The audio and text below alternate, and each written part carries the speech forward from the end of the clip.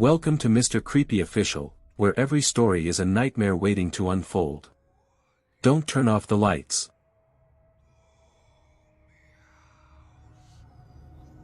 The first thing I noticed about my grandpa's town was how quiet it was. Not peaceful quiet. Unsettling quiet. The kind of quiet where even the birds didn't sing, where the wind didn't blow, and where the trees looked like they were holding their breath. I arrived on the Greyhound around 3:46 p.m., dusty from a long ride. The driver didn't say a word as I stepped off. Just stared at me with tired eyes and said, "Don't ask. Just follow the road. It'll find you." Then the doors hissed shut behind me. And then he drove away. But the strangest part? There was no bus stop. No sign. No bench. No schedule. Just a patch of cracked pavement where the wheels had grown to a halt. Like the town didn't want people coming, or leaving. I slung my bag over my shoulder and looked down the winding road. It was lined with tall pine trees that leaned in a little too close, like they were whispering to each other. My phone buzzed. No signal. Of course. I walked. And walked. After what felt like an hour, the houses finally began to appear, old, wooden, most of them with boarded-up windows and doors that looked like they hadn't been opened in years. Some porches had rocking chairs that swayed even though there was no wind. That's when I saw the first person. An old woman in a black dress, standing perfectly still in front of a white house. She was holding a teacup, staring at me like she'd been expecting me. I raised my hand and gave her a polite wave. She didn't wave back. She didn't blink. She just whispered, almost too quiet to hear. "You shouldn't have come." My stomach twisted. I picked up the pace. My grandpa's house was at the edge of town, near the woods. It was one of the only places that looked, lived in. There was a porch light on, even though it was still daylight, and a faint smell of pipe smoke lingered in the air. That smell used to comfort me as a kid. I knocked. The door opened before I could knock again. He stood there in the doorway, still tall despite his age, his gray eyes sharp beneath his weathered brow. He looked exactly the same as I remembered, except for the way he stared at me. Like I was a stranger. Like I didn't belong. "Don't speak to anyone," he said. "And whatever you do, don't ask about the town." Before I could even say hi, he pulled me inside and shut the door. And that's when I noticed. All the windows were nailed shut from the inside. Grandpa's house smelled like tobacco, old books, and something faintly metallic, like rust, or dried blood. The floors creaked beneath every step, but not the normal kind of creak. These groaned like they were warning the house about me. He led me to the kitchen without saying much, just motioned for me to sit at the table. The curtains were drawn.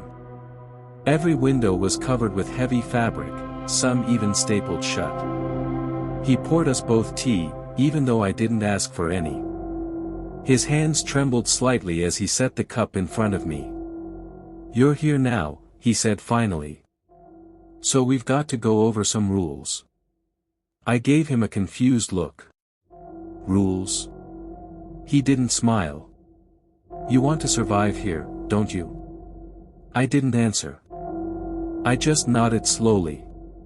He reached into the drawer behind him and pulled out a sheet of paper, yellowed with age and creased like it had been folded 1,000 times. In thick, blocky handwriting, it read, "Grandpa's house rules, do not break. 1. Never open the windows. 2. Never look outside after sunset. 3. If you hear knocking past midnight, do not answer. 4. Ignore the woman who calls your name from the woods. 5. Don't ask about the town. 6. Don't ask about the missing people. 7. Don't ask about the screams. 8. Don't speak of the church. Ever. 9. Don't trust mirrors after 3:33 a.m. 10. If I'm not me in the morning, lock me in the basement. I laughed a little, waiting for the punchline. Is this a joke? Grandpa's eyes darkened. You think I'm joking? No, I hesitated. It's just a lot. Those rules are the reason I've survived here this long, he said, taking a slow sip of tea. They're not just for this house. They're for this whole damn town. I stared at the list again. My eyes caught on Rule 10. If I'm not me in the morning, lock me in the basement. What does that mean? I asked, a chill running down my back. He didn't answer. Instead, he stood up, went to the fridge, and pulled out a small padlock with a key still in it. He placed it gently on the table in front of me. You'll know, he said. And then he left the room, leaving me alone with the rules and the quiet. That night, I barely slept. I kept thinking about the town, the woman with the teacup, and that last rule. At around 3 a.m., I heard a sound outside. Knocking. 3 soft, slow knocks.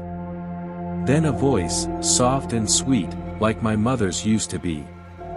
Come outside, sweetheart. It's time to go home. My heart stopped. My mother died 5 years ago. I pulled the blanket over my head. The knocking stopped. But the whispers continued. And from the crack beneath the door, I saw a shadow. Long, too long. And it stayed there until the sun came up. That I didn't tell Grandpa about the knocking. Or the voice. Or the way the shadow lingered for hours under my door like it was waiting to crawl in through the smallest crack. I wasn't ready to believe it wasn't just a dream. But when I stumbled into the kitchen the next morning, bleary-eyed and pale, Grandpa didn't ask me how I slept. He just looked up from his black coffee and said, "The first night's always the hardest." He knew. After breakfast, he handed me a shovel. For what? I asked, already dreading the answer. We've got a job to do.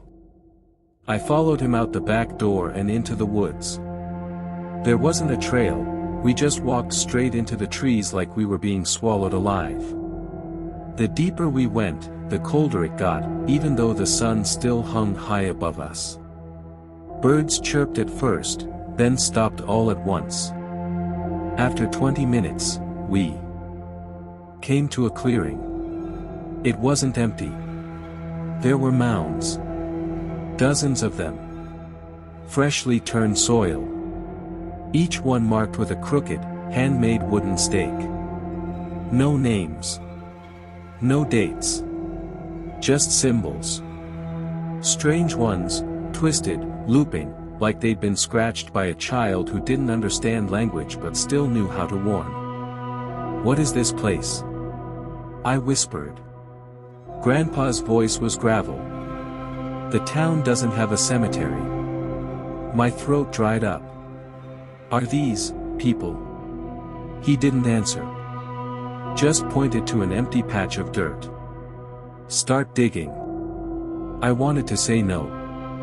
I should have said no.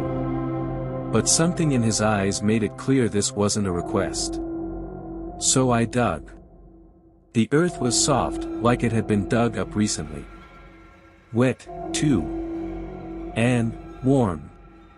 Like something was still moving beneath it.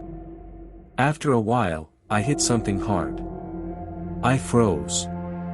Grandpa stepped forward and nodded. Pull it up. I reached down with trembling fingers and brushed away the last of the soil. It was a box. Old, wooden, and nailed shut. He took it from me gently, cradling it like a sick child, and carried it to the center of the clearing. Then, without a word, he poured a ring of salt around the mound I had just dug and placed the box inside. What's in there? I asked, heart thudding. He looked me dead in the eyes. One of the questions you're not allowed to ask. And just like that, he turned and walked away.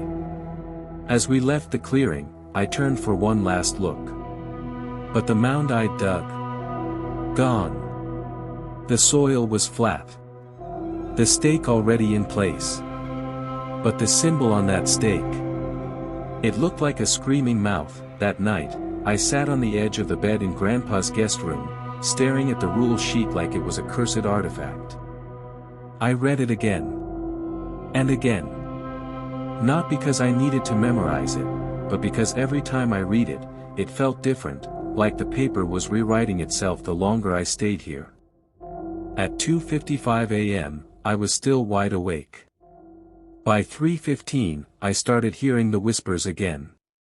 But this time, they weren't coming from outside my door. They were coming from below the floorboards. I pressed my ear to the hardwood and held my breath.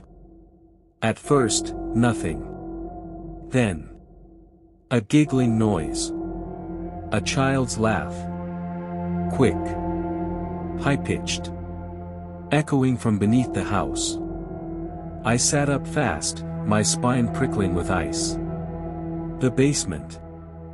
I remembered Grandpa's rule number 10. If I'm not me in the morning, lock me in the basement. But Grandpa had seemed normal all day, hadn't he? Still, something was calling me. Quietly, I crept down the stairs, flashlight in hand.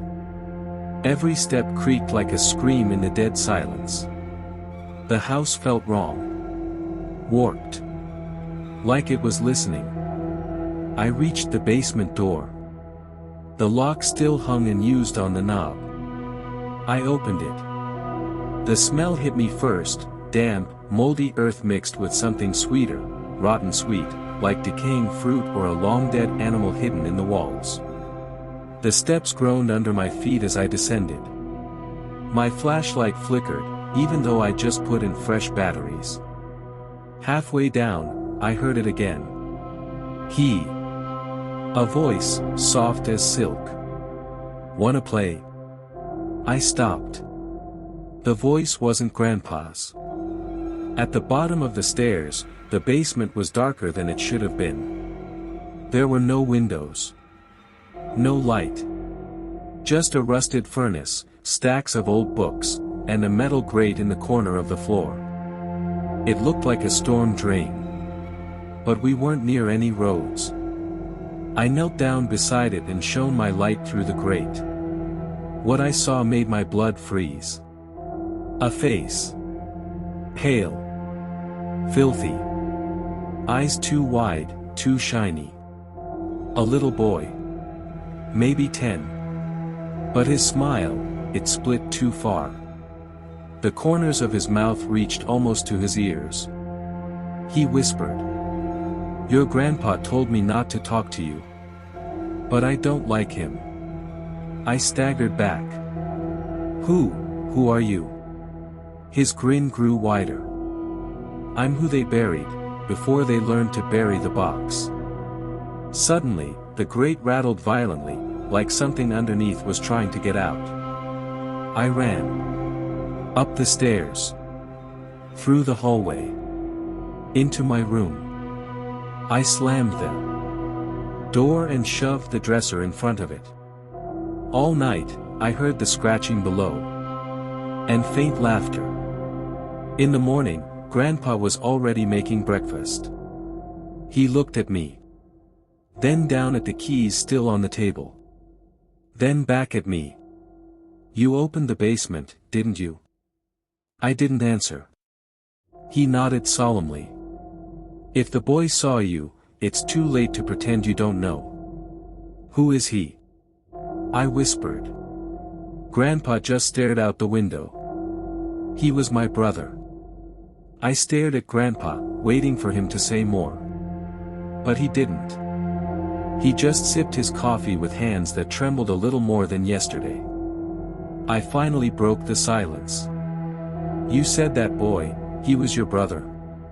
Grandpa nodded slowly, but his eyes weren't focused on me anymore. They were staring out the window, past the overgrown trees and into some place only he could see. "He was 10 the year the town turned," Grandpa muttered. "That was 1952, and he's still 10. My heart sank. "That's impossible." He smiled sadly. "Exactly."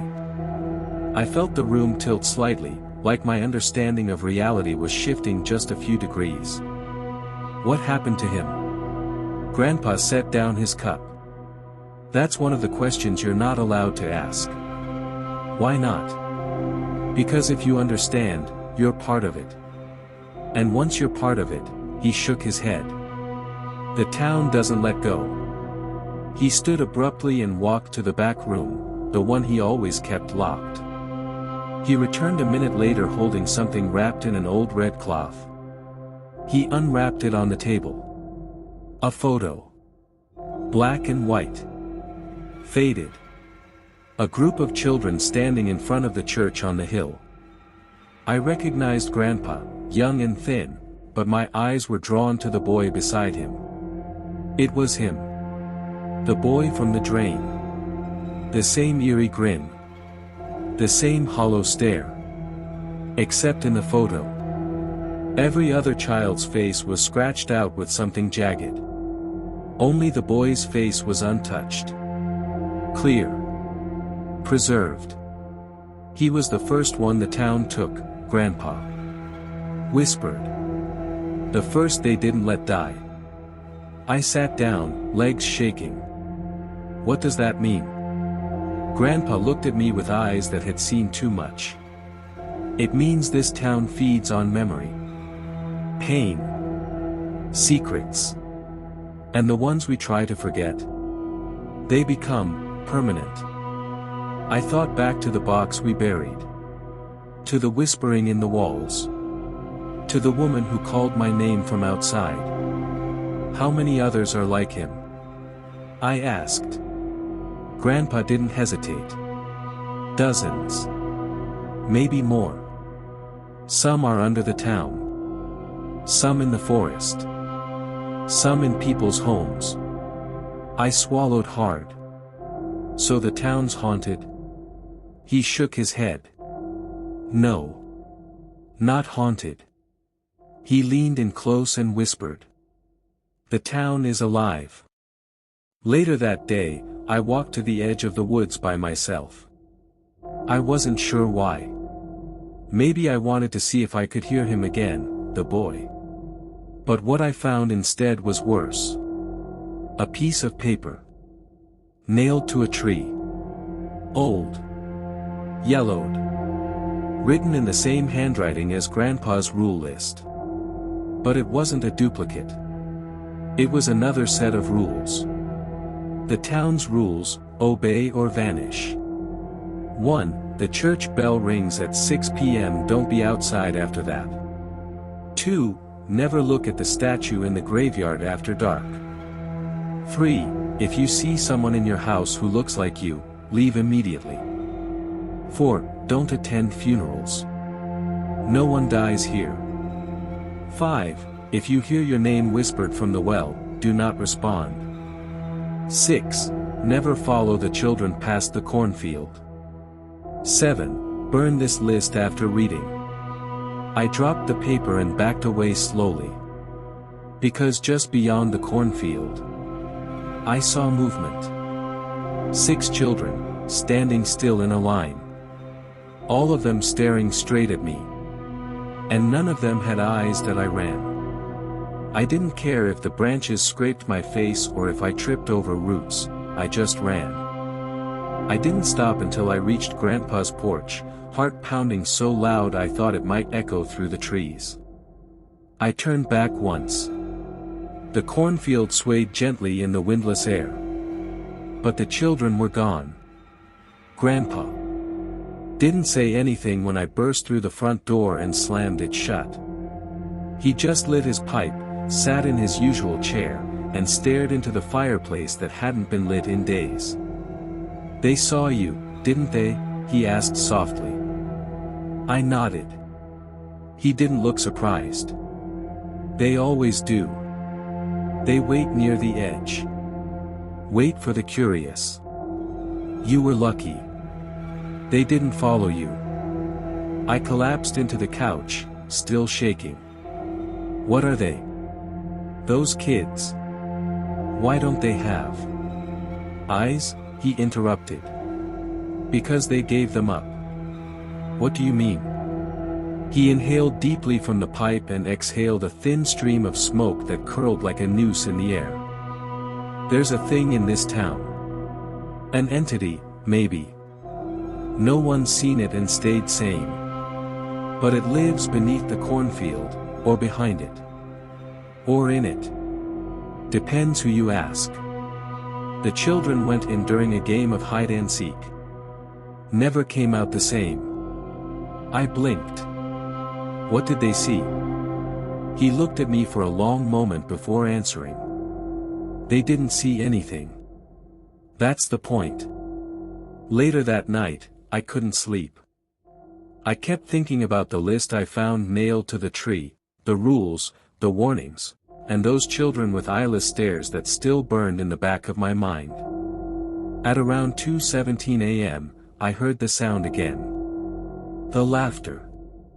Not from the drain this time, but from outside my window. I remembered rule number 1. Never open the windows. But something tapped the glass. Not a knock, just a soft, rhythmic tap. Like fingernails.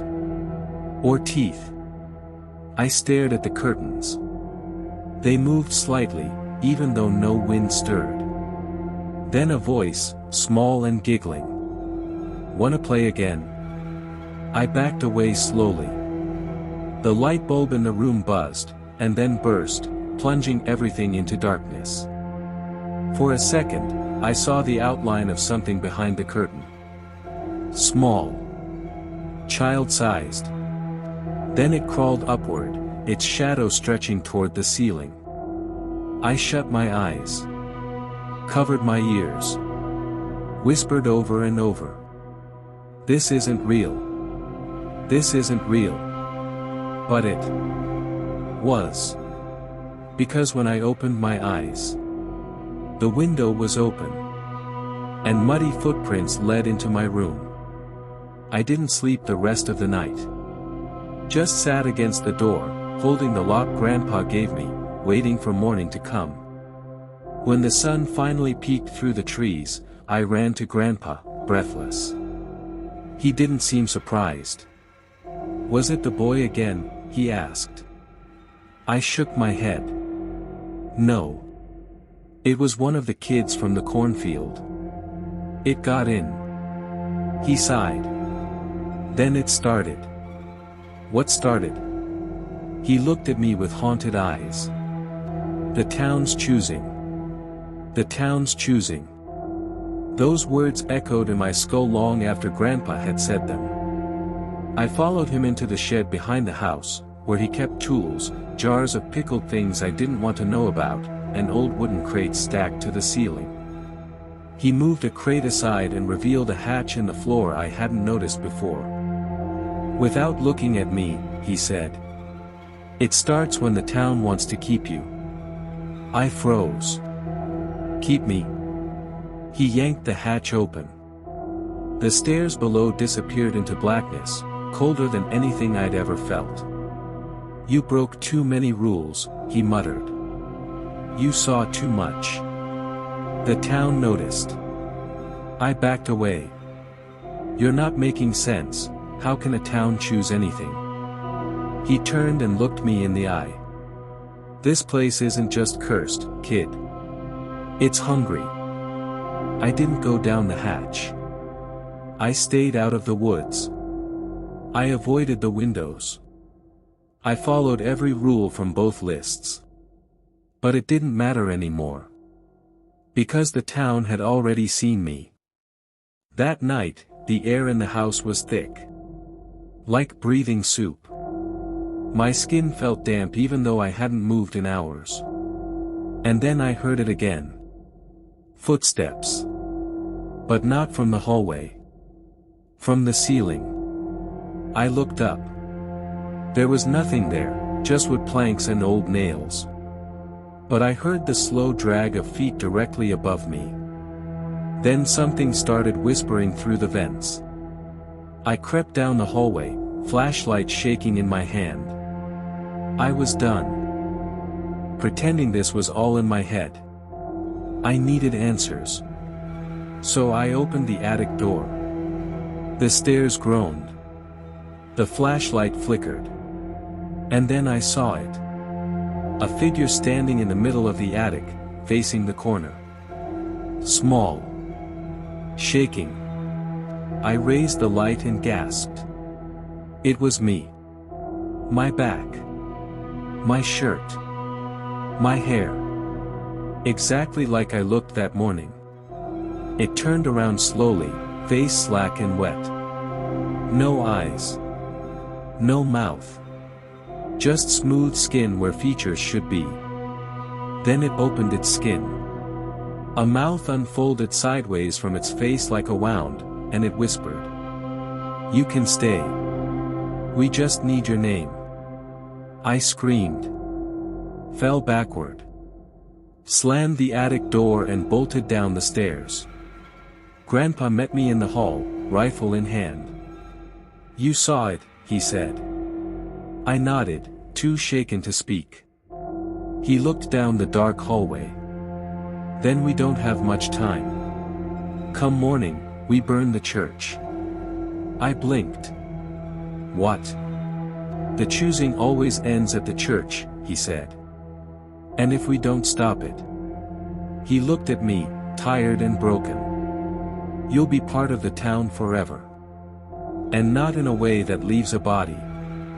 At the edge of the town, just past the dead road that looped in on itself, sat a church that didn't ring its bell anymore. At least, not loudly. People said you could still hear it late at night, beneath the floorboards of your own home. A low hum that settled in your bones like rot. I stood in front of it just after dawn, with Grandpa beside me holding a can of gasoline and a tired look that hadn't left his face since I arrived. This is where it started, he said.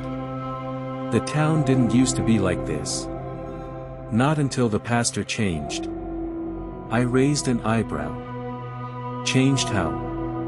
Grandpa stared up at the crooked steeple. He started preaching to something that wasn't God. The doors to the church groaned open without us touching them. Dust swirled in the stale morning light, and rows of pews sat in silence like rotting teeth. I stepped inside. The air was wrong in there. Heavier. Like it was thick. With breath that wasn't ours. The floorboards whispered under my steps, actual whispers, not creaks. I heard them. He doesn't belong. He broke the rules. He asked. The pulpit was cracked down the center like it had been split by lightning. Behind it hung a massive, moldy tapestry, depicting something that looked like an angel, but it had too many wings. Too many smiles. And they were all human mouths. I turned to Grandpa, trying not to gag. What is this? He looked pale. That's what the children saw in the cornfield. Before I could respond, we heard it. The bell. A single, low chime. But we were inside the church. The bell was above us. Grandpa dropped the gas can. It's not supposed to ring in daylight, run. We tore back through the doors and into the street. But the town was waiting.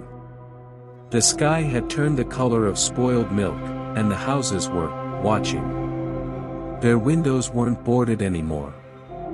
Faces pressed against the glass. Smiling. Some had no eyes. Others had far too many. And down the road, children stood shoulder to shoulder in a perfect row. All of them eyeless. All of them holding something in their hands. It took me a second to understand. They were holding skin. Thin sheets of faces. pulled clean, like wet paper. And mine was at the front. "We burn it now," Grandpa growled, pulling out a matchbook with trembling hands. But before he could strike, the church doors slammed behind us. And then, the voice. It came from everywhere, from the ground, the trees, the walls of every house. It said one word. Chosen. Grandpa looked at me, his eyes full of pain. "I'm sorry," he said. And shoved me to the ground. He lit the match, the flame caught fast. Within seconds, the church was burning, old wood fed the fire like it had waited decades to go up in smoke. The roof groaned like something was screaming from inside it, and the bell let out one final, deafening ring before crashing down through the steeple. I scrambled to my feet, ears ringing, lungs choking on the sudden smoke. Grandpa stood there, matchbook dropped, eyes locked on the blaze. "It's done," he whispered. But it wasn't. Because behind us, the road split open. Right where the children had stood, the ground cracked like an earthquake had torn through it. But no sound came. Just silence. A dead, bottomless silence. One by one, the children dropped their masks, the skin faces fluttering to the dirt like wilted leaves, and walked straight into the fissure. They didn't scream. Didn't run. They just went down. As if something below was calling them home. I wanted to ask Grandpa what was happening. But he was on his knees. Crying. I'd never seen him cry before. He pulled something from his coat, a necklace. A tiny, rusted locket. He opened it with trembling fingers, and inside was a photo. 2 boys. Him, and the boy from the drain. His brother. He wasn't supposed to be taken, he said, voice broken. He just wanted to play hide and seek. That's all. And then I saw it. Out of the smoke and ash, something was crawling from the burning church. It was not a child. It looked like a man, but stretched, like skin draped over something too tall, too narrow. Limbs wrong. Head cocked at an unnatural angle. Its face was blank, but not smooth. No. It was stitched shut. Hundreds of tiny black threads holding the skin together. But it had hands, long, sharp, and reaching. Grandpa didn't move. He just stared at the thing and whispered. He's still wearing my brother's shape. I grabbed Grandpa's arm. We have to run. But he didn't budge. This is my penance. I let it take him. I asked the questions. I broke the rules. Now it's my turn. No, we burn it again. We finish it. He looked at me for the last time. And smiled. You weren't supposed to be part of this. And then he ran, toward the thing. I screamed. The stitched man lunged forward, mouth tearing open down the chest like a zipper made of meat. The last thing I saw was Grandpa disappearing inside it. Gone. The ground sealed. The sky cleared. The fire stopped. And the town went quiet again. Like it always does. Like nothing had happened. I stood alone in the street, the church nothing more than a blackened skeleton behind me. And from the smoldering doorway, something floated out on the wind. A piece of paper. Burnt around the edges. I caught it in my hand. Another rule sheet. A new one. The Chosen's rules, never return. 1. You belong to the town now. 2. If you leave, it will follow. 3. Do not speak of what you saw. 4. Do not dream of the church. 5. And if your phone rings at 3:33 a.m., don't answer. It's your turn to choose. I didn't sleep that night. I sat on the porch, staring out at a town that had already gone back to pretending it was normal. Like the fire never happened. Like children hadn't walked into a hole in the earth. Like my grandfather didn't get swallowed by something wearing his brother's face. Everything had reset. Even the church. When I looked toward the hill the next morning, the church stood intact, no burn marks, no collapsed roof. Not even smoke. The bell tower gleamed in the sunlight. Fresh. New. Like it had never burned at all. I should have left. Should have packed my bag, walked that twisted road until my feet bled, and kept going. But I couldn't. Because on the kitchen table that morning was an envelope with my name on it. My real name. The one I never told Grandpa. The one I never use anymore. Inside was a note. Handwritten. In Grandpa's handwriting. If you're reading this, it means the town took me. But you're not done yet. Not until you choose. You've seen it now. Heard it. Felt it. And it's watching you. Go to the well. Midnight. Bring a knife. And don't trust your reflection. There was no signature. Just a smear of something dark in the corner. Blood. Ink. Both. That night, I waited.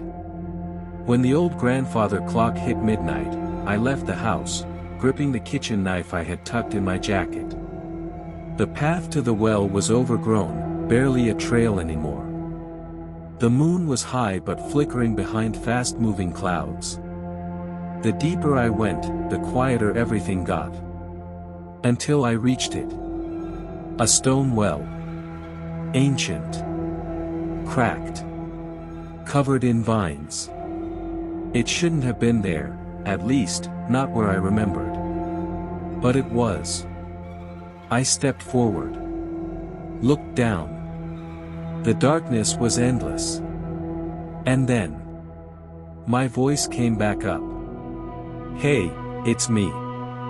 You. I need your help. I stumbled back. It sounded just like me. The tone, the inflection, everything.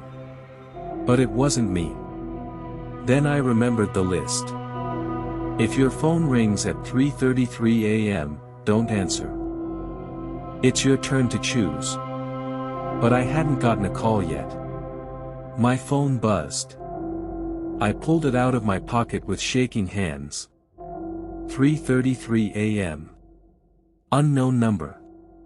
It rang once. Twice. 3 times. I didn't answer. It stopped. I looked back down the well. Now, the voice had changed. Deeper. Older. Broken. You failed the first test. We'll come another way. I turned and ran. But the path didn't lead back to the house anymore. The trees had closed in. Shifted. Rearranged. The town wasn't letting me go. Not yet. When I finally found my way out, it was almost morning. And something was waiting for me on the porch. A box. Wrapped in skin. Tied with hair. And on the lid, written in ash. Open when ready to choose. I left it there. But every time I blinked, it inched a little closer that I didn't touch the box. I barely looked at it. But I swear, every time I blinked, it was closer. By sunrise, it had moved itself from the porch to the middle of the living room rug, like it owned the place. By noon, it was on the kitchen table, next to the salt shaker. By sundown, it was at the foot of my bed. I hadn't slept. Couldn't eat. And every time I turned away, I could feel it watching. Even though it had no eyes. Just seams. Stitched seams made of hair and something darker. The top of the box rose and fell. It was breathing. I caved on the third night. I couldn't take the silence anymore, the pressure in my skull like something was crawling inside me, whispering my own thoughts back in the wrong order. So I opened it. Slow. Careful. Knife in hand. Inside wasn't what I expected. There were no teeth. No screaming shadows. Just things. A Polaroid photograph. A coin with a hole in the center. And a single, shriveled finger. Child-sized. Wrapped in red thread. The photograph was of the cornfield. But not just the field, the children. Except this time, I recognized one of them. Me. Standing among them. Eyes gone. Smiling. The coin was warm in my hand. Too warm. And when I held it up to the light, I saw something moving inside it. Like smoke, or a writhing shadow, spinning faster the longer I stared. And then the finger. I didn't want to touch it. But something in me had to. When I did, I heard laughter. Loud, echoing, childlike, except it was in my bones, vibrating through my ribs like I was being laughed at from the inside. A voice followed. Trade accepted. The box slammed shut on its own. And everything went quiet. For a second, I thought it was over. Until I looked up and saw the mirrors in the hallway were bleeding. Actual blood. Thick. Dark. Dripping down the glass like the mirror itself was wounded. And in the reflection, I wasn't alone. Behind me stood a boy with no eyes.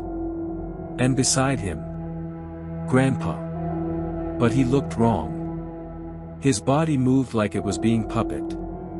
Jerky. Twisted. Not natural. They stared at me through the mirror. And then they spoke in sync. You're halfway there. You've made the first trade. 2 more, and you'll be one of us. I threw a chair at the mirror. It shattered. The blood stopped. But the damage was done. Because in every shard on the floor, they were still standing there. Watching. Smiling that I gathered every mirror in the house, bathroom, hallway, even the tiny one in Grandpa's shaving kit, and smashed them. But the reflections didn't leave. No matter how much glass I broke, every surface, spoons, doorknobs, puddles on the floor, kept showing them. The boy with no eyes. And Grandpa's hollow smile. I finally found him in the basement, standing in front of a wall that had never been there before. Is it done? He asked, voice hollow. I nodded. The box is closed. But I think I made a mistake. He didn't look at me. Just said. Once you trade, the town knows it owns a piece of you. The wall he stood in front of was wooden, smooth, and humming, like a heartbeat. And carved into it was a symbol. A circle with 3 fingers. One of them missing. The same as the one from the box. Grandpa traced it with a shaking hand. You don't remember it, he whispered, but this isn't your first time in this town. My blood went cold. What are you talking about? You came here once before. You were just a baby. Your parents brought you. Thought they could leave with you. But you were chosen. He turned to me, eyes sunken. I kept you hidden. I paid the price. But now you're back. And the town wants what was promised. Suddenly, the wall cracked open, splintering down the middle like ribs parting. Behind it was nothing but blackness. A void. but I heard whispers crawling out of it. And then, movement. Something stepped forward. Something wearing my face. Except it wasn't me. It was wrong. The same smile. The same hair. But the eyes, completely white. Like eggshells. It opened its mouth and said, "You've already made one trade. You only need 2 more." I backed away. "I'm not giving you anything else."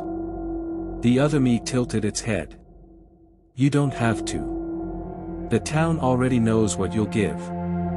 It raised its hand and pointed at Grandpa.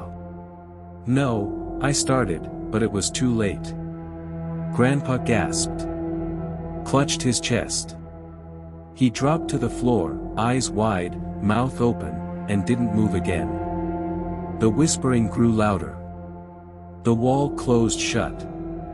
And my other self vanished into the dark. I stood there, shaking. The first trade had taken a finger. The second just took my grandfather. And I knew exactly what the third trade would be. Me. I didn't bury Grandpa. I couldn't. Because his body vanished by morning. No trace. No blood. Just the smell of burnt wood and pine tar, and the faint sound of dragging chains in the hall. The box was back on the kitchen table. Only this time, it was open. No locks. No hair threads. Just, waiting. I didn't dare look inside. I left the house, clutching the old Polaroid from the first box. I had to find out the truth.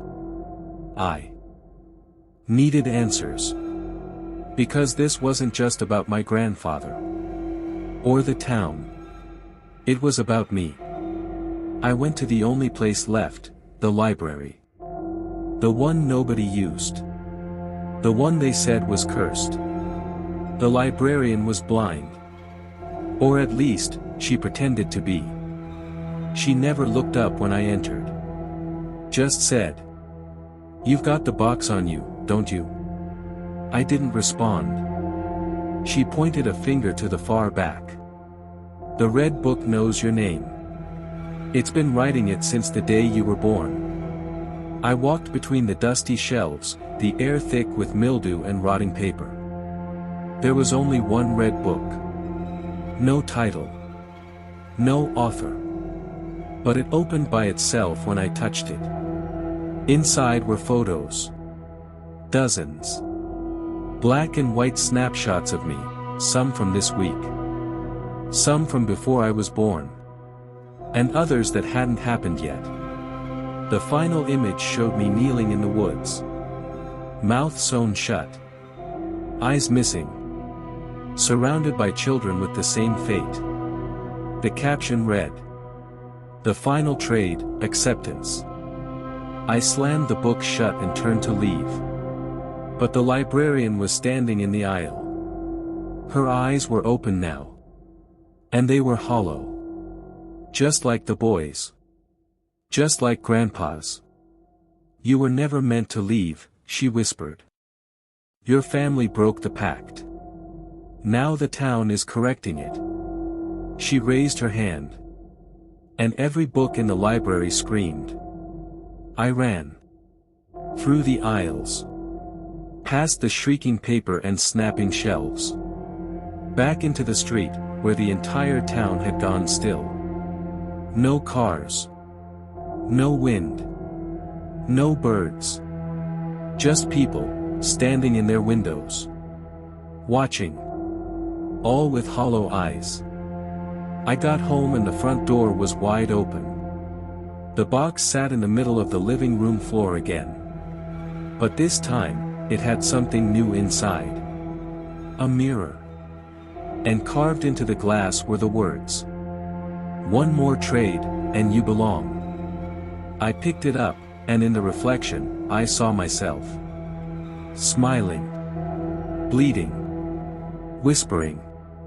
"It's easier if you stop fighting." I didn't bury Grandpa.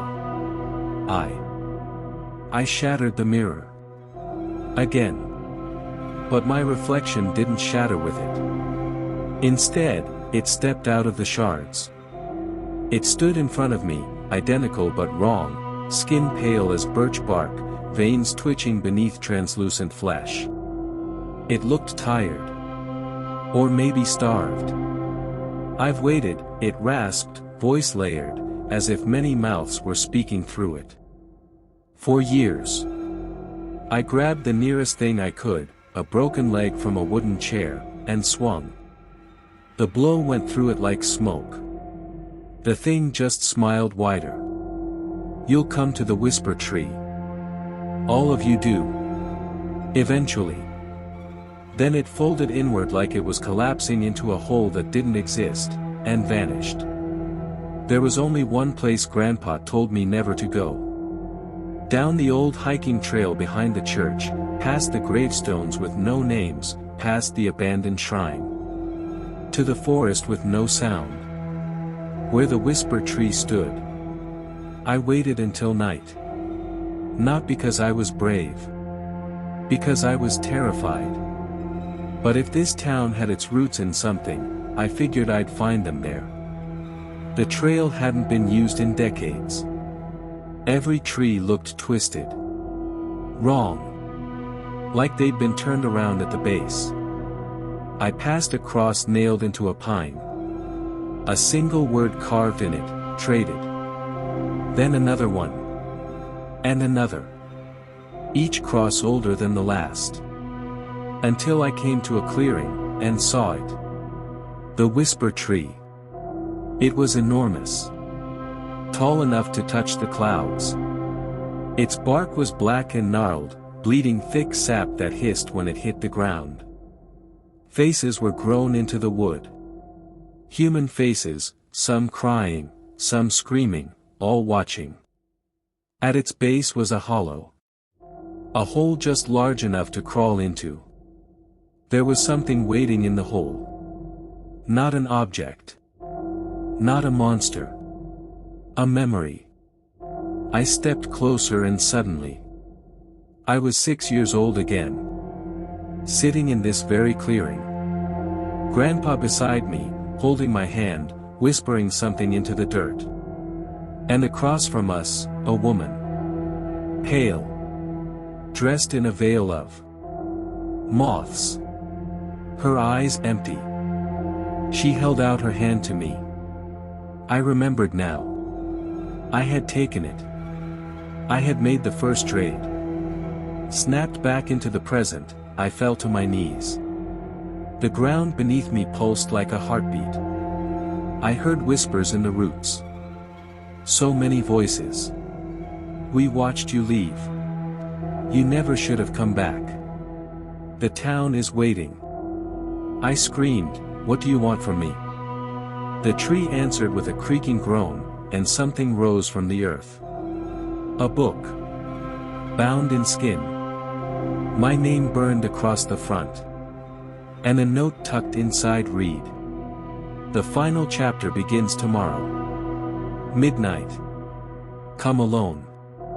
Didn't sleep that night. The book stayed on my desk, closed, pulsing like a heartbeat. I could feel it watching me. Or maybe the town was. Every window I looked out of showed the same thing, no matter the angle.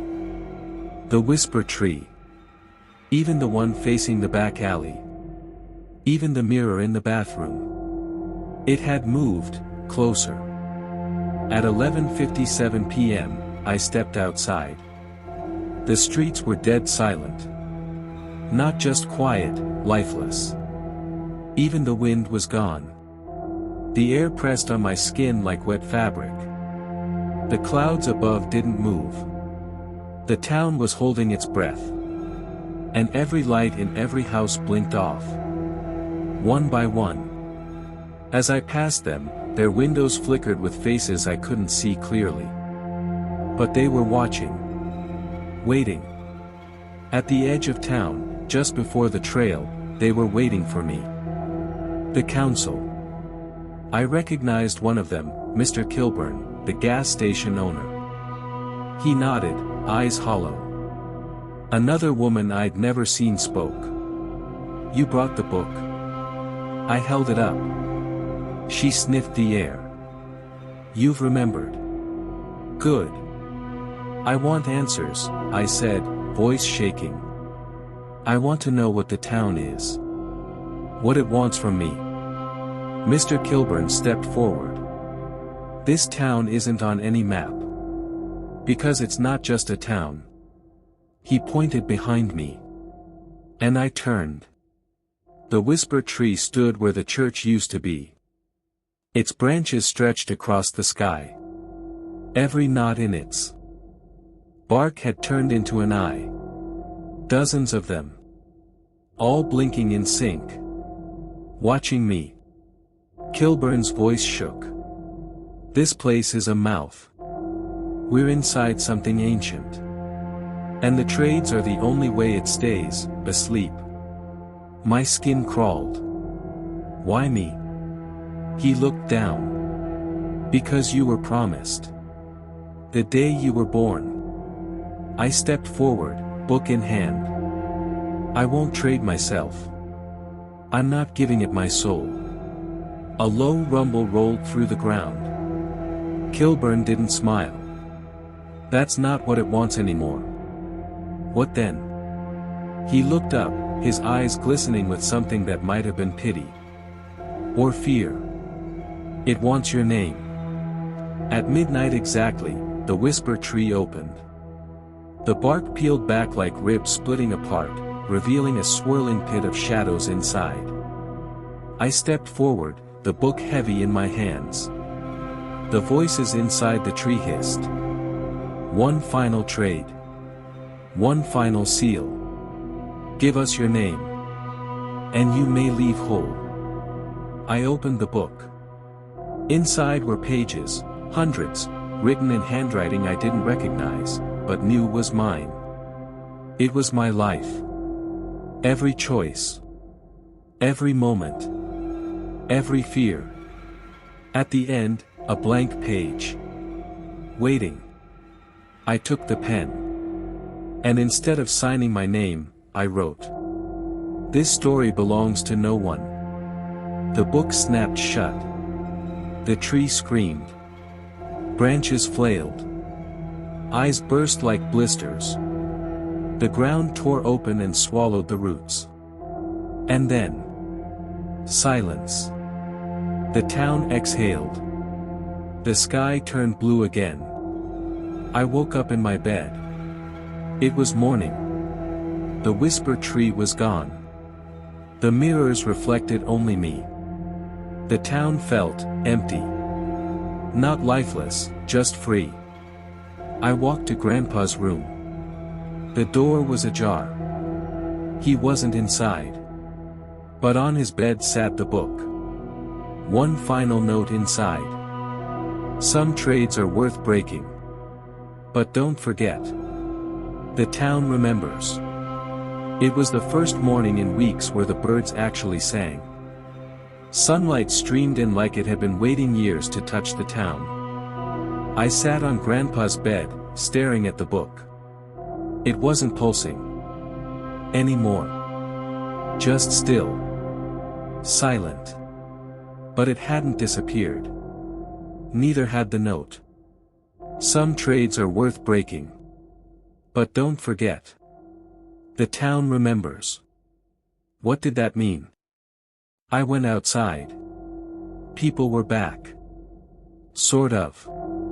Old Mr. Kilburn swept the gas station steps, whistling a low tune. The lady who ran the bakery opened her shop like nothing had happened. But their eyes weren't quite right. They didn't look at me directly. No one said anything. But I could feel it in the air. Something had changed. I had changed. And the town knew. I went to the trail where the whisper tree once stood. Nothing was there. Just dirt. No stump. No ashes. Just empty space like it had never existed. But when I looked closer, there were footprints. Small. barefoot, leading into the woods. I followed. Branches snapped behind me. I turned. Nothing. The trees here whispered again, but differently now. They didn't sound angry. They sounded curious. Like they didn't know who I was anymore. Deeper into the woods, I found it. A clearing. With a cabin I didn't recognize. Inside was a fire. Burning, even though no one was around. And a chair. Facing the wall. Someone was sitting in it. I stepped closer, heart pounding. Grandpa. The figure turned slowly. It was him. But older. Frielier. His eyes were white. I remember you, he whispered. But I don't remember your name. My throat went dry. It's me. It's. But I stopped. Because I didn't remember either. He stood up, wobbling. You traded it, didn't you? I thought I didn't, I muttered. I thought I broke the trade. He smiled faintly. Some trades break the chains. Others, break you. Suddenly, I heard footsteps outside. Lots of them. The town. They had followed me. They stood just outside the cabin, their faces blank, silent. And then, they all spoke at once. We remember. Even if you don't. The forest grew quiet. I looked back at Grandpa. He was gone. Just the chair remained. And the fire burned higher. Inside the flames. The book returned. I picked it up. Its cover had changed. Where once my name was written, there was nothing. Just 3 words. You were promised. The book was burning. But not turning to ash. Each page peeled back slowly, like it wanted me to see what came next. And there it was, my name. Or, what used to be my name. The letters were blurred, warped. They kept changing. 1 second it looked familiar. The next, it was something else entirely. I stared so hard my eyes watered. And then, behind me, a voice whispered. You're not supposed to read it anymore. I spun around. No one was there. The fire crackled louder, licking up the sides of the room, but nothing caught, except the book. And even that refused to be destroyed. The townspeople outside began humming. A low, bone-deep hum like a lullaby, or a warning. They were closing in. The mirror from the box appeared again. Right there on the cabin floor. I hadn't brought it. But there it was. And this time, it showed me something different. Not myself. Not the smiling, stitched-up version of me I'd seen before. But a child. Small. Alone. Crying by a dark pond with a bloody sky overhead. I blinked. The image shifted. Now it was Grandpa, young, terrified, holding something in his arms. A baby. Wrapped in moss and black string. Me. The truth slammed into my gut. I hadn't moved here to take care of Grandpa. I'd been brought back because the pact had been made with me long ago. I wasn't visiting this town. I belonged to it. The trade had never been Grandpa's. It had always been mine. I fell back, the mirror cracking under me. The people outside stopped humming. Footsteps crunched leaves. They were coming closer. I grabbed the book and ran. Out the back. Through the trees. I didn't know where I was going, I just knew I had to get away from that cabin. Away from them. From the town. From the truth crawling its way up my spine. But something followed. I could hear it. A dragging sound. Chains. Breath. A name I no longer remembered whispered in my ears again and again. I stopped when I saw the pond. The one from the mirror. The water was black. Dead still. But when I looked in, the reflection wasn't me. It was the child. Eyes hollow. Mouth stitched. And it reached up from the water like it wanted me to pull it out. I took a step back. And behind me, they arrived. 30 townspeople. All surrounding the pond. Silent. They parted for one final figure. The mayor. Except, it wasn't the man I'd met before. It was something else wearing his skin. Eyes too wide. Smile too tight. It spoke in a voice that echoed through the water. Ready to remember what you gave away? I backed up, holding the burning book. You can't have me. You already gave us you, it smiled. All we're doing now is claiming the part that's left. I shook my head. No more trades. The mayor stepped closer. But what if the trade was your freedom? He pointed to the pond. Jump. Remember. Reclaim. Or stay hollow, like the rest. I looked into the water again. The stitched-mouthed child looked up at me, still reaching. And now I understood. That child hadn't been a vision. It was a memory. And I'd buried it, just like everyone in this town buried their sins, with secrets and silence. The people chanted softly now. Jump. Jump. Jump. I had no choice. I closed my eyes. And leapt. The moment I hit the water, it was like falling through velvet, thick, suffocating, silent. No splash. No cold. Just weight. Like I was being swallowed whole.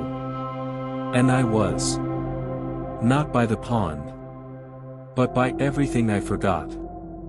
Flashes came in bursts. A barn lit on fire. A ritual at midnight. The sound of a baby crying under the floorboards. And always, Grandpa. Younger. Wrinkled with fear, not age. He was standing in a circle of salt, holding something tight in his arms, something crying. Me. A voice echoed underwater, a whisper that came from inside my chest. The town gave him a choice. Your soul, or his own. I screamed underwater. Bubbles rose. But no one heard. Because now, I saw it all. The truth of Grandpa's secret. He made a deal when I was just a baby. The town needed to stay alive. It needed fresh innocence. A child born on cursed soil, handed over willingly. Grandpa refused. So the town took something else. Time. His life, stretched unnaturally long. A punishment. A warning. They let me leave the town once, but the curse never stopped chasing me. And now that I'd returned, the trade had to finish. Suddenly, hands pulled me from the water. I gasped for air, coughing up something thick and dark, not water. Ink. From the book. The words were inside me now. Branded. I looked around. I wasn't at the pond anymore. I was standing in the middle of the town square. The entire town circled around me, torches flickering, faces blank. Grandpa stood at the front, looking older than I'd ever seen him. Hollow. The mayor, still wearing that too wide smile, stepped forward again. You dove. You saw. You know what you are. I shook my head, trembling. No. I'm not like you. You're worse, he said. Because you remember and still pretend you're clean. He pointed to the mirror someone held beside him. I looked. And what I saw made my knees buckle. I wasn't me anymore. My reflection showed eyes black as ink. Skin laced with the same words from the book. A mouth that looked like it had been unstitched, recently. I'd changed. Or maybe, I'd just become what I'd always been. The mayor leaned close. The town doesn't take. It only reflects. You gave yourself away a long time ago. We just helped you remember. I looked at Grandpa. He turned his head. He couldn't even bear to see me now. The townspeople began to hum. Again.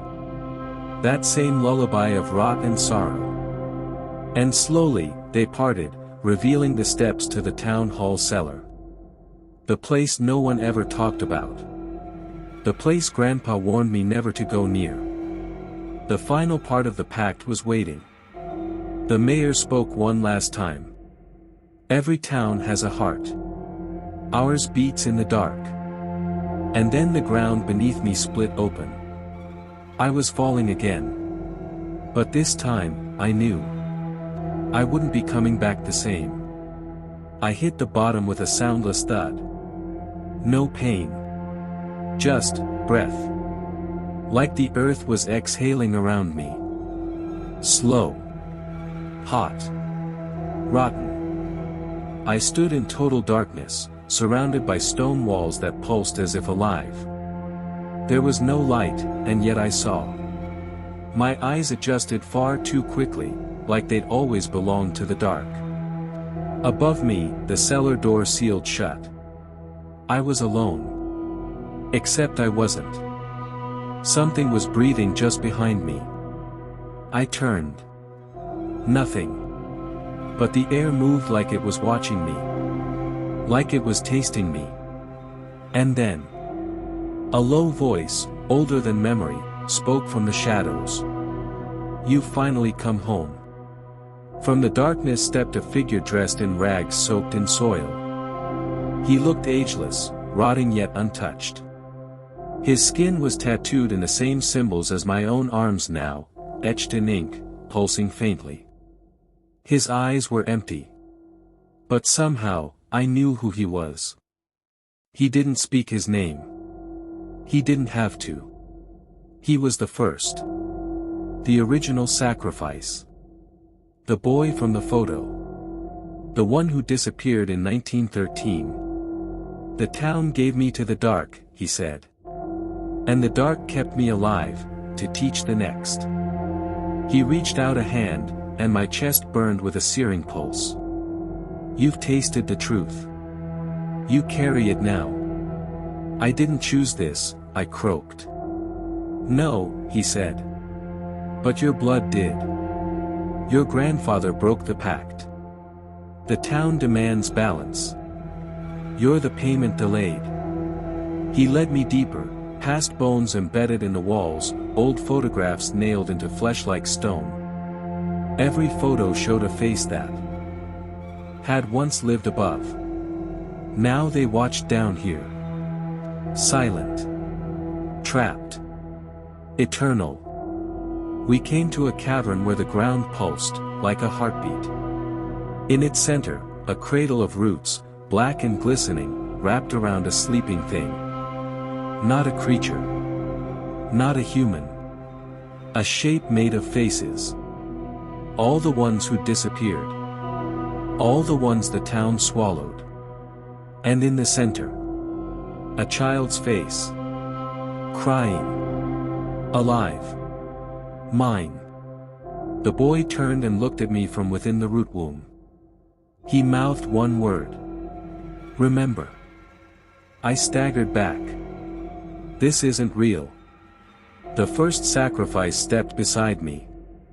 It's as real as guilt. The town doesn't die, because we feed it memory. You're here to give it yours.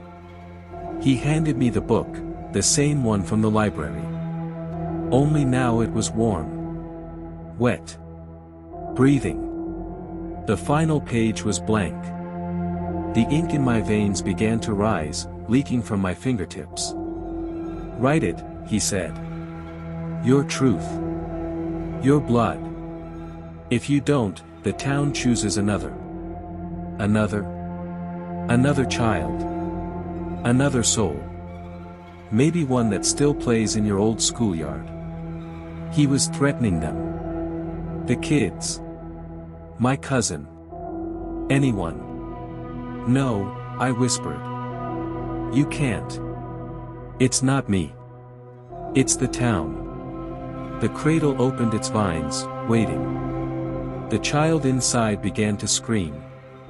Not in fear. In hunger. I clutched the book, my hands shaking. If I wrote my name, I'd forget everything. Be consumed.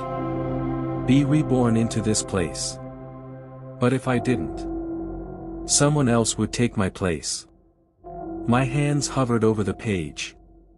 Then, from the walls, a second voice. Shaky. Familiar. "Don't you dare." It was Grandpa. He was here. Somehow. Pale.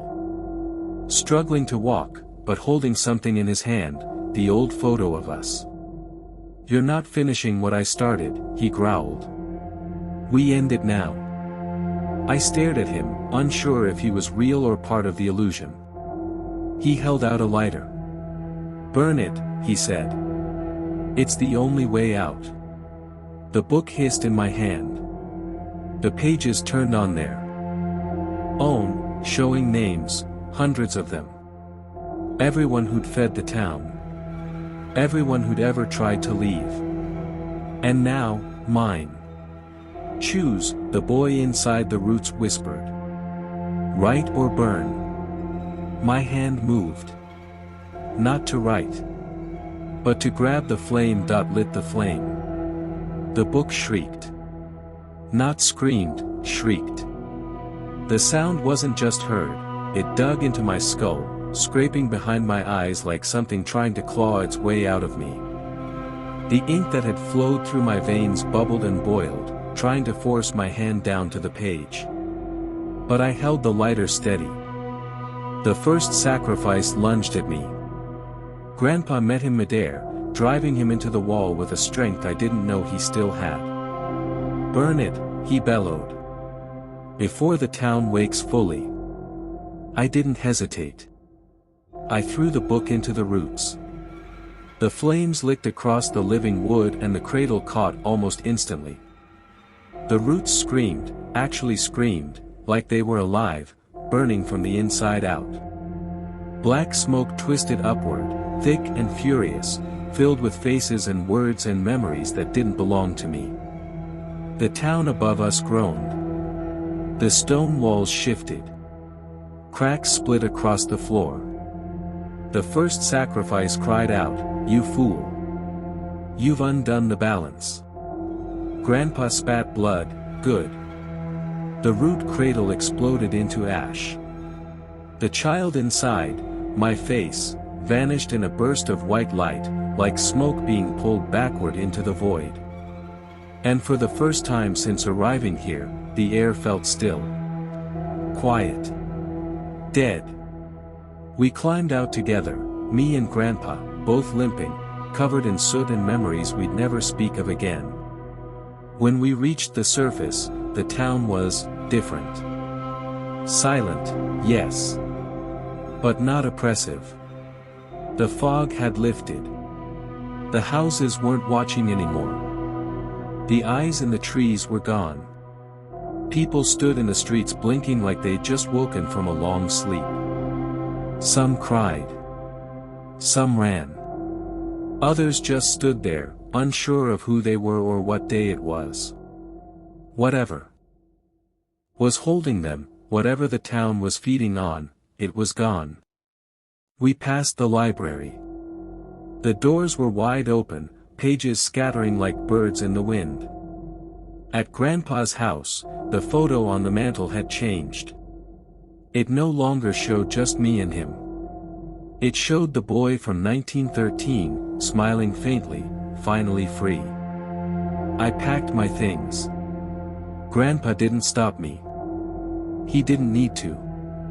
As I got in the car, he placed his hand on the window and mouthed the same word the root child had whispered. Remember. I drove until the town vanished behind me. I don't know if I'll ever go back. I don't know if the balance will ever return. But I do know this. The town had a secret.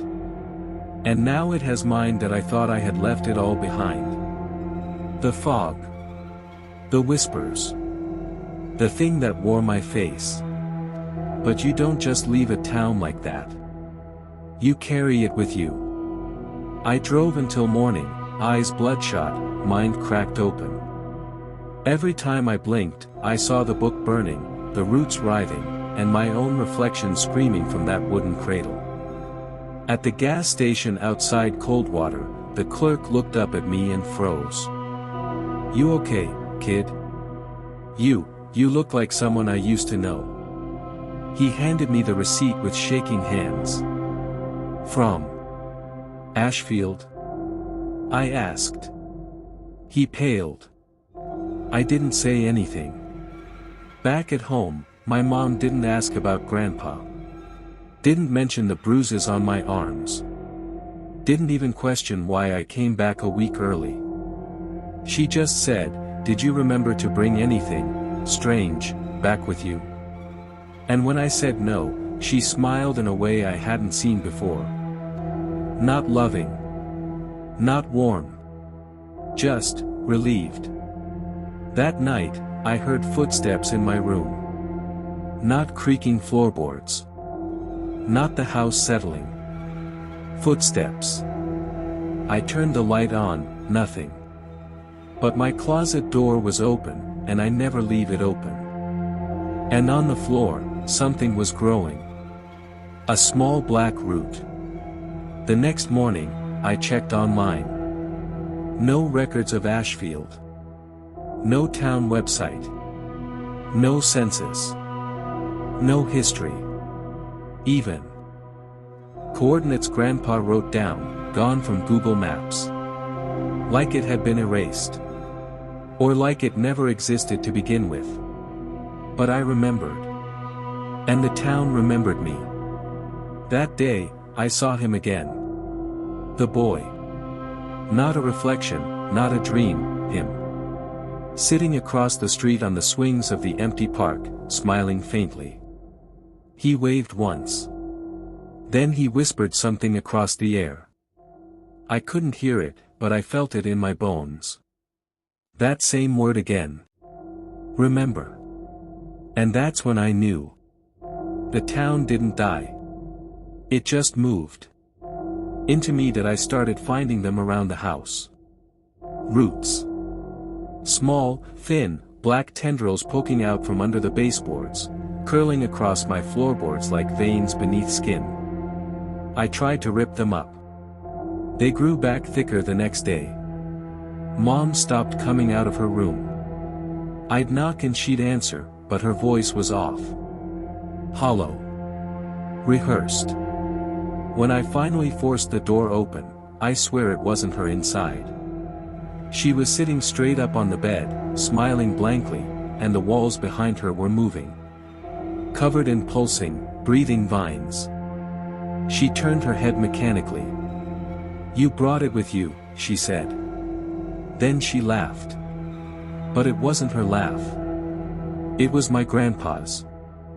I ran. I didn't know where I was going, only that I had to get away, again. The town had followed me. It didn't care about place. It wasn't land or buildings. It was a seed. And I had been the soil. At school, people stared at me longer than usual. One of my teachers pulled me aside. He whispered, Ashfield, right? You shouldn't have gone there. I demanded how he knew about it. His lips trembled. I went once. A long time ago. Haven't been the same since. Look at this. He rolled up his sleeve. Roots. Growing beneath his skin. Black and writhing. He'd carved lines across them. Tried to cut them out. They never stop, he muttered. They just go deeper. That night, I found the book again. The one I had burned. It was on my desk. Unburned. Untouched. And this time, it was blank. Except for one sentence, written across the first page. A secret kept long enough becomes a curse. The air in my room changed. Heavy. Wet. My reflection in the window blinked after I did. And I finally understood. Ashfield wasn't a place. It was a memory, a curse, that planted itself inside you. And now, it was growing, there had to be others. People who escaped Ashfield like I did, maybe even before me. Maybe they knew something. Maybe they figured out a way to fight it. I started searching forums. Message boards. Old paranormal threads from years back. Most were junk. But one stood out. The town you can't find, and why that's a good thing. Posted 12 years ago. By someone named Harland. He wrote. Ashfield isn't dead. You just haven't heard the right questions yet. And if you do, don't answer. Don't look into mirrors. And don't, under any circumstances, follow the kid with no face. That was enough for me. I found an old email linked to Harlan's profile. I sent a message. Didn't expect a reply. But 5 minutes later, I got one. You brought it back, didn't you? You idiot. Meet me in Arlo. Third bench, Mercer Park. Come alone. When I got there, I wasn't sure what to expect. Harland was maybe 50. Thin. Trembling. His eyes didn't blink much. He looked at me like I was a grenade someone had pulled the pin on. You went to Ashfield, he asked. I nodded. You made it out. I nodded again. Then he whispered, no, you didn't. He showed me his arms, same black roots, coiled like serpents under his skin. They grow when you remember, he said. Forget. That's the only way. I asked how. He leaned close. You bury the truth so deep it chokes. You pretend it never happened. You never say the name again. I looked down. His shadow was wrong. It had horns. I tried forgetting, Harlan said, clutching his head. But it knows when you lie. It feeds on secrets. That's the curse, it makes you carry it, and the more you keep quiet, the stronger it gets. Then he stopped. His eyes went wide. I turned. The boy was standing by the swing set again. Only this time, he didn't look like me. He looked like Harland. And his face was starting to rot. Harland screamed and bolted. I chased after him, but the ground cracked open beneath him. Roots. They pulled him down, fast, like a trapdoor to hell. His last word was, run. Now I was alone again. And I knew the truth. You don't survive Ashfield. You carry it. And eventually, it carries you. I did what Harlan said. I tried to forget. I stopped saying the name of the town. I stopped thinking about the boy, the roots, the whispers in the walls. I deleted everything. Burned my notebook. Blocked the memory. And for a few days, it worked. The black veins in my arm faded. The scratching sounds at night stopped. The air didn't feel so heavy. I thought I was free. But forgetting came with a price. It started small. I walked into the kitchen and forgot why I was there. Normal, right? Then I started forgetting whole days. I'd wake up with no clue what I'd done the day before. My phone showed texts I didn't remember sending. Photos I'd never taken, me smiling in places I didn't recognize. Then I forgot my mother's birthday. Then I forgot her name. The gaps were getting larger. Reality wasn't just slipping, it was being rewritten. I called my friend Jason. Or, at least, I thought I did. The voice on the other end wasn't his. It said, "You're doing well. Forget more. Forget deeper." Then it laughed. Not human. Wet. Rooted. I threw the phone. Next morning, I noticed something terrifying. The mirror. My reflection was blinking at a different time. When I moved left, it moved right. When I smiled, it didn't. I reached out to touch the glass. And it smiled first. People into were vanishing. Not dying, disappearing. Old neighbors, teachers, cashiers. One by one. And no one remembered them except me. I asked my dad about Mr. Cranley, the man next door. He frowned. Who? I showed him a picture of us with Mr. Cranley at a barbecue. That's just us and the grill, he said. Mr. Cranley was gone from the photo. Erased. I realized something awful. The curse didn't want to punish me for remembering. It wanted me to forget so it could replace everything. Erase people. Towns. History. Until the only thing left was it. That night, I woke up choking. Roots had grown from my pillow, slithering into my nose and ears. They were trying to dig inside. To take what memories remained. I screamed and clawed them out, coughing up dirt and splinters. And in the dark corner of my room, the boy was sitting there. Smiling. Not at me. Through me. It whispered. Only 6 more names to erase. I couldn't let it take me. I wouldn't forget. The boy's whisper echoed in my skull, only 6 more names to erase. That meant there were others. Survivors. People who had once escaped the grip of Ashfield and still carried the memory, the curse, the truth. If I found them, maybe I could fight this. Maybe together we could stop whatever it was. I started with the name on an old, torn postcard I had forgotten I still kept. To Daniel. From Maeve, never forget the silence. Never forget the screams. Burn what you saw. Maeve. It came back to me in flashes. She was older than me, maybe in her 20s when I was a kid. She lived down the road from my grandpa's place. She left town when her brother vanished in the orchard. I searched online. Nothing. Socials, dead accounts. But I got a hit on an old forum thread, timestamped a few years ago. Anyone else remember the roots? The gaps? The thing that wears people? User, orchard_silence. That had to be her.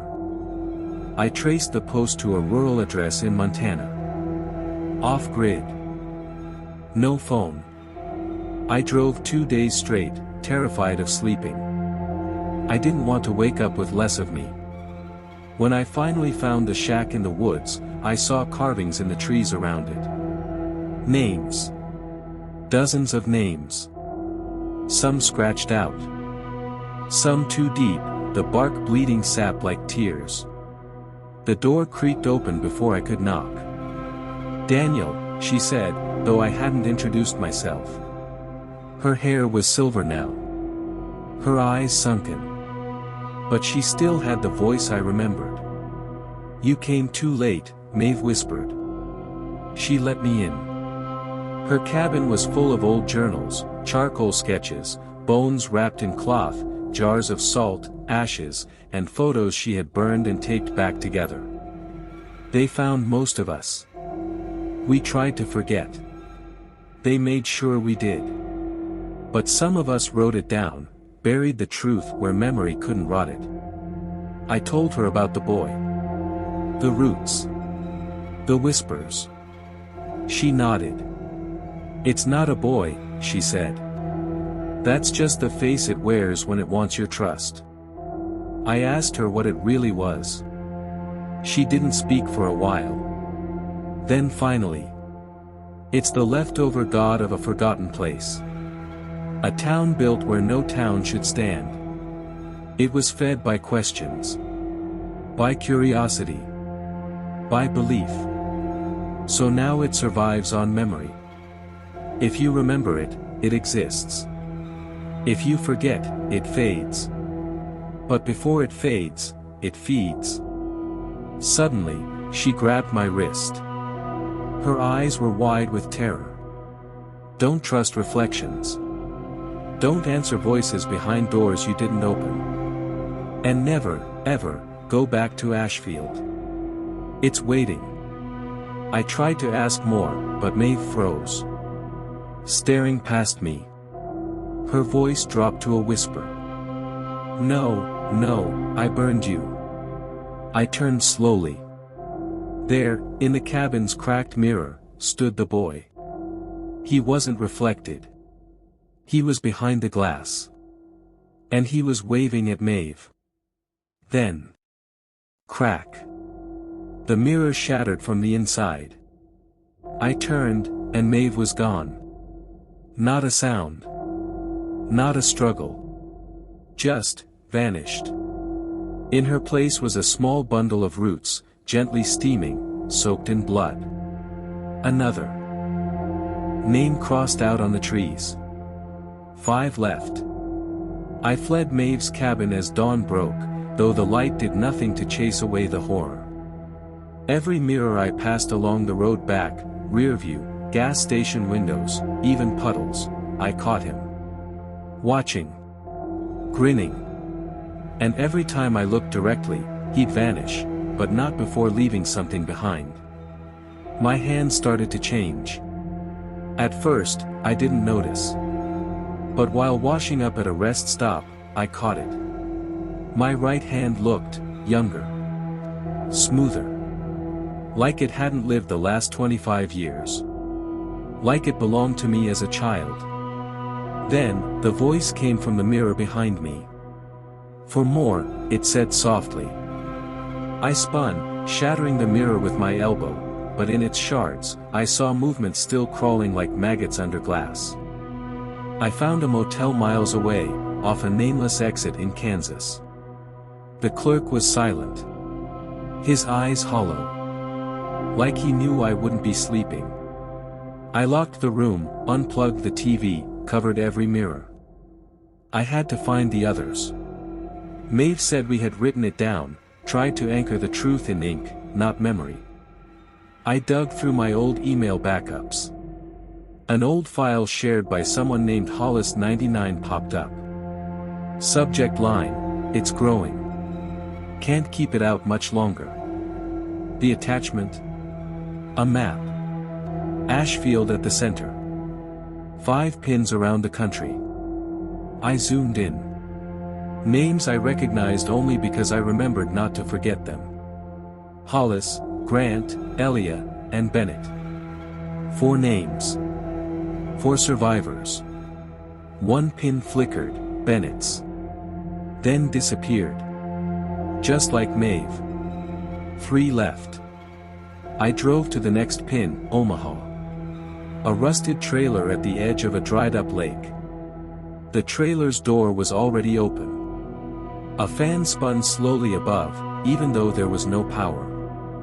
I called out. No answer. On the wall was a large board with newspaper clippings, maps, and red thread. In the center, a photo of a teenage girl, her name scribbled underneath in thick marker. Elia Norwood. She had drawn it too. The boy. Only now, the face wasn't a boy's anymore. It looked like me. The sound came from the back room. I stepped closer. The air smelled of burnt plastic and soil. Inside the bedroom, Elia sat curled on the floor, rocking. When she looked up, her eyes were completely black. "He came through the screen," she whispered. "He wears your voice now."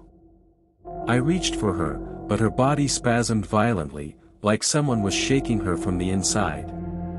Then she screamed, "Don't look at the glass." Too late. The TV behind her turned on by itself. Snowy static.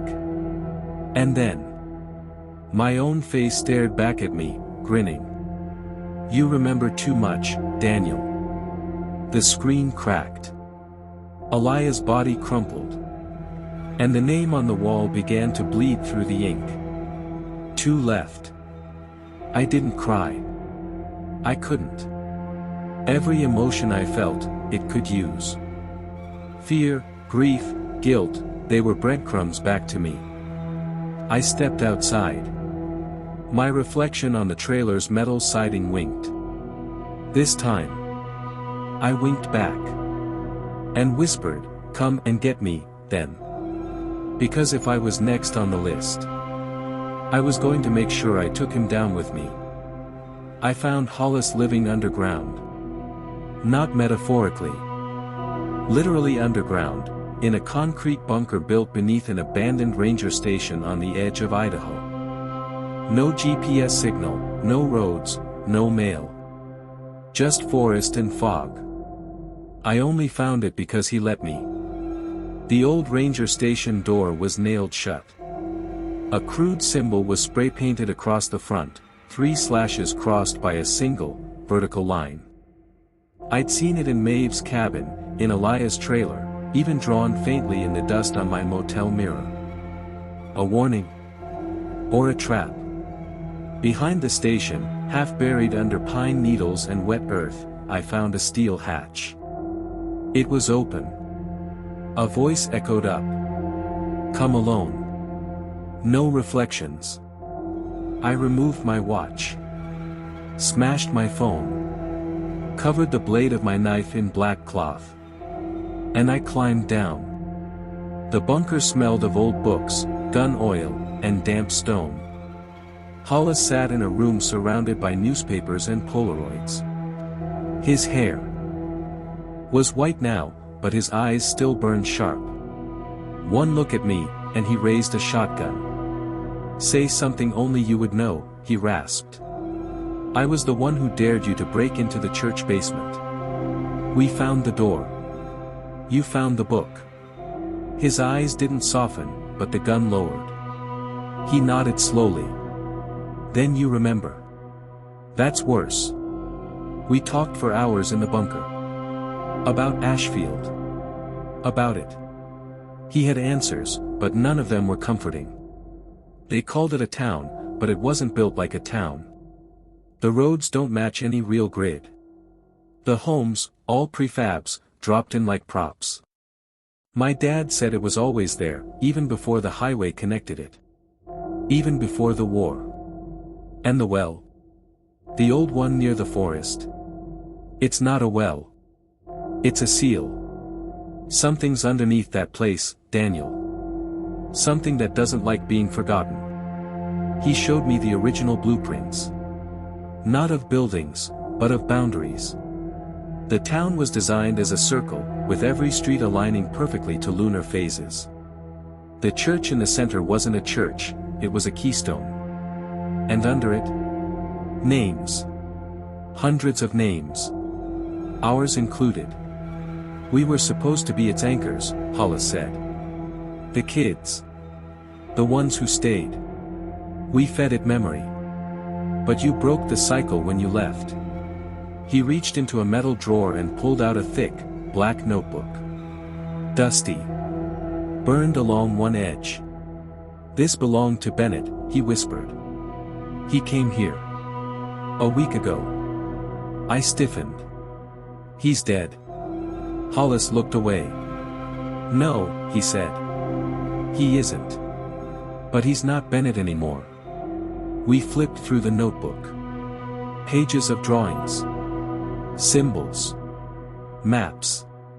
And near the end, an entry that chilled my blood. If you forget the town, it lets you live.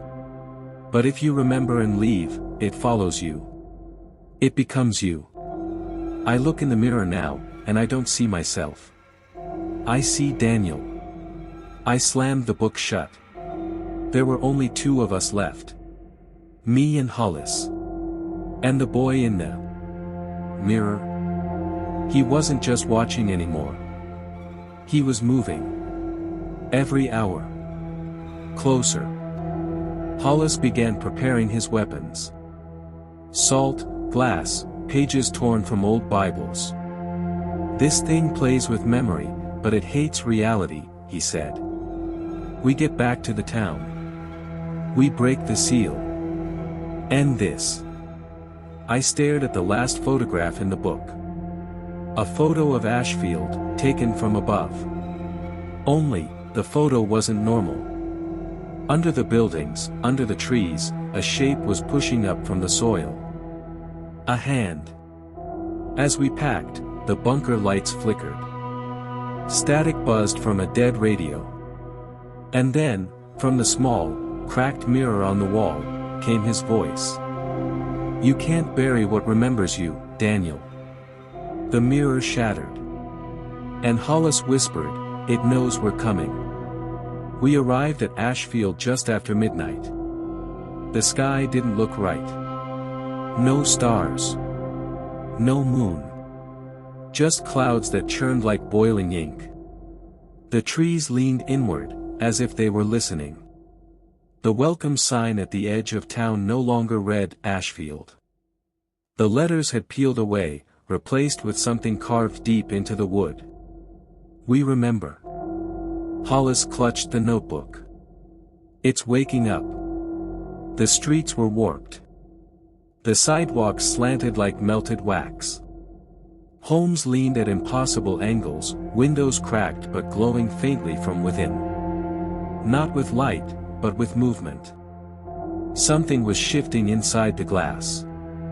People. No. Shadows wearing faces. We didn't speak as we walked through the center of town. The silence was too loud, like the air itself held its breath. At the old gas station, the pumps hissed steam. At the diner, a jukebox played a slow, broken version of a lullaby neither of us knew, but both of us recognized. This place is echoing memories that aren't ours anymore, Hollis whispered. It's not a town. It's a ritual dressed like one. When we reached the church, now half collapsed, the roof bent inward like something had clawed its way out. Hollis stopped. The keystones below, he said. Where the altar used to be. We stepped inside. The pews were rotting. The stained glass windows bled rain. And beneath the pulpit, where sermons were once whispered, was a black trapdoor with chains melted into the floor. Not locked. Just, waiting. We opened it. The tunnel spiraled down into earth that pulsed like flesh. The air got colder the deeper we went, until even our breath sounded like it hurt the walls. At the bottom was a chamber. And at the center of the chamber, the well. It was no longer dry. It pulsed, filled with something blacker than water, thicker than ink. And within it, floating face up, was me. Not a reflection. Not a trick. A copy. Same scar. Same broken tooth. Same haunted eyes. But his mouth was open too wide. And he smiled when he saw me. Welcome back, Daniel, he whispered. Then, his mouth opened wider than humanly possible, unhinging like a snake's, and from it came hundreds of voices, layered and echoing. You left. You forgot. Now you belong. Hollis shoved me back. Stay behind me, he shouted, flinging salt and fire at the water. The well hissed and bubbled, the figure inside contorting, warping, splitting. The tunnel shook. The walls screamed. And then, I felt it again. That pulse. A heartbeat. But not from me. Not from Hollis. From beneath us. "This place isn't a town," I whispered.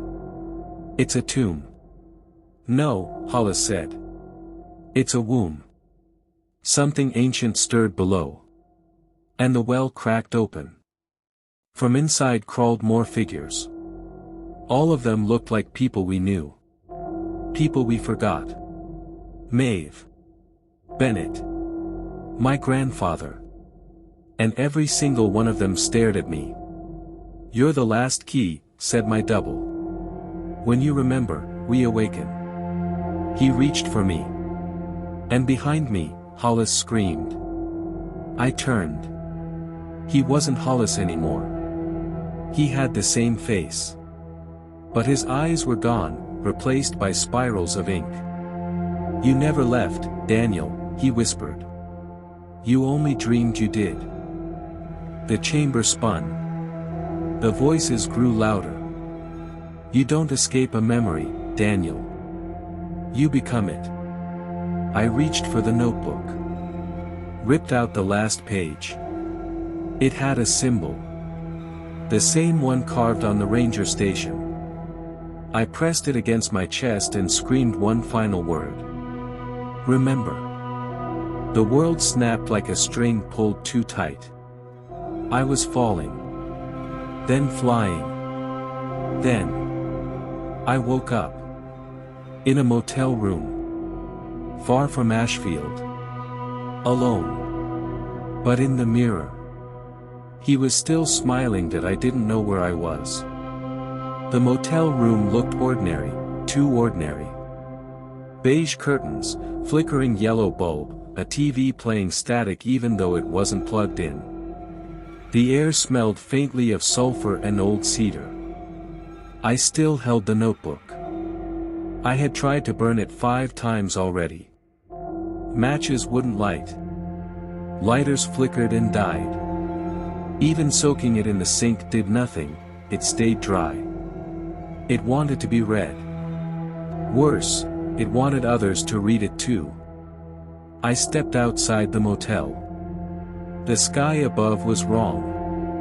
Clouds moved like slow ink drips in water. Cars drove by with blank windshields.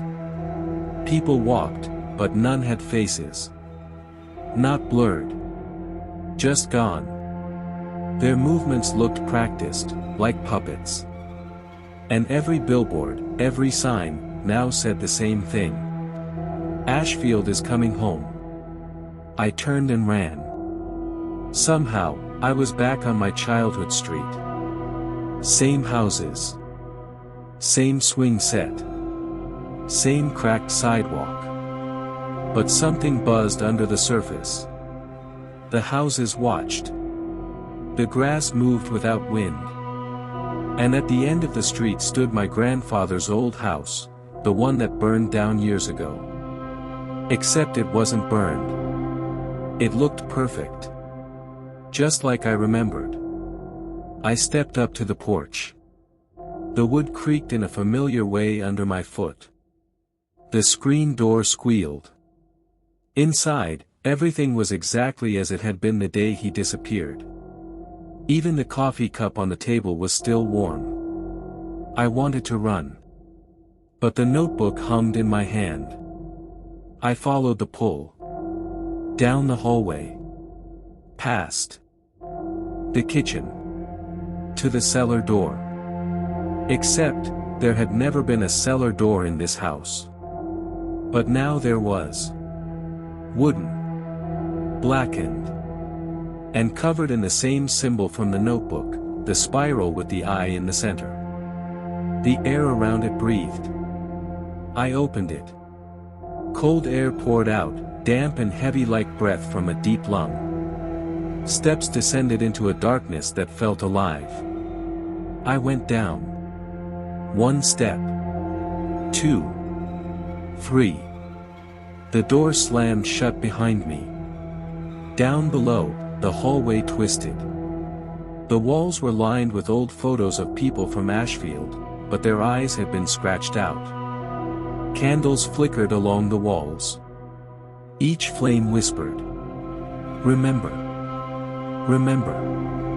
Remember." At the end of the hall was a wooden table. And on it, sat a box. Just like the one Grandpa always warned me about. He once told me, when I was 7. "If you ever find the box, Danny, don't open it. Don't look inside. Don't even think about what might be waiting."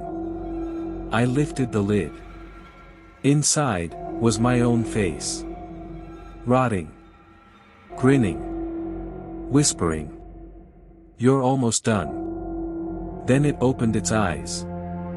I fell back, but the floor wasn't there anymore. I was falling again. Through fire. Through fog. Through memories that weren't mine. I saw Ashfield before the town. Before the roads. Before the people. It wasn't land. It was a mouth. And the town was its tongue. I landed hard. The box was gone. So was the cellar. But I wasn't alone. A girl stood before me, about 10 years old. Pale, barefoot, in a white dress soaked with ink. She looked just like Maeve. But it wasn't her. She spoke in my voice. "The final door opens at midnight, Daniel. After that, you belong to us." Then she smiled.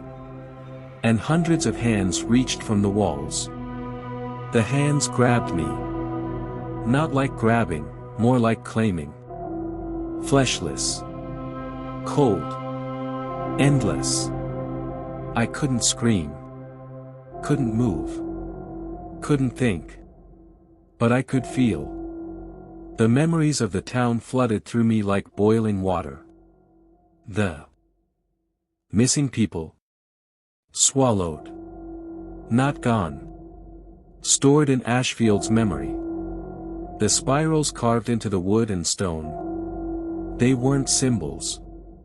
They were instructions. And Grandpa?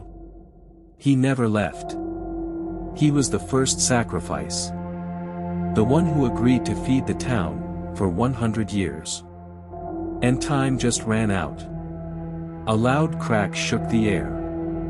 The hands froze. A voice rang out, raspy, desperate, familiar. "Let him go. He's not part of this." It was Grandpa. He stepped from the shadows, holding the same old shotgun he'd always carried hunting. But it wasn't for animals this time. It was for Ashfield itself. The walls groaned. The air buzzed with anger. Grandpa stood between me and the darkness. The town lied to me. I thought I was saving everyone. But I was just feeding it. He looked at me, sorrow in his eyes. "You're the last one, Danny. You break the cycle. You end it." He pulled a match from his coat pocket. Lit it. And dropped it. Flames raced up the walls. The ink running through the veins of the house caught fire. Screams erupted, not from people, but from the town itself. The photos along the walls melted. The spiral symbols unraveled. And the hands let go. Ashfield was burning, not just the house, but everything. The lies. The whispers. The curse. I crawled toward Grandpa. But he didn't move. "I made the deal, son. I have to stay and pay the price." His eyes were locked on mine, steady even as the flames ate through the walls. "Tell them the truth. So no one forgets again." Then the roof collapsed. I ran. Outside, the sky cracked open like glass. Buildings shimmered and blinked out of existence. The streets twisted and split like dried earth. The town was dying. But I was free. I stumbled out past the gate, past the "Welcome to Ashfield" sign. Behind me, the entire town folded in on itself like a house of cards caught in a storm. And then, silence. Just a field. No buildings. No road. No houses. No town. Just me. And the notebook. It was blank now. Except for one sentence, scrawled across the last page. You did it. Don't come back. 1 year later. I live in the city now. Work a normal job. Got therapy. People still ask about my grandpa's town sometimes. I just smile and say it burned down. I never say its name. But sometimes, late at night, I hear it. A whisper from the woods outside my apartment. We remember you, Daniel. And we're hungry. And I know Ashfield's secret didn't die. It just moved. The end fire.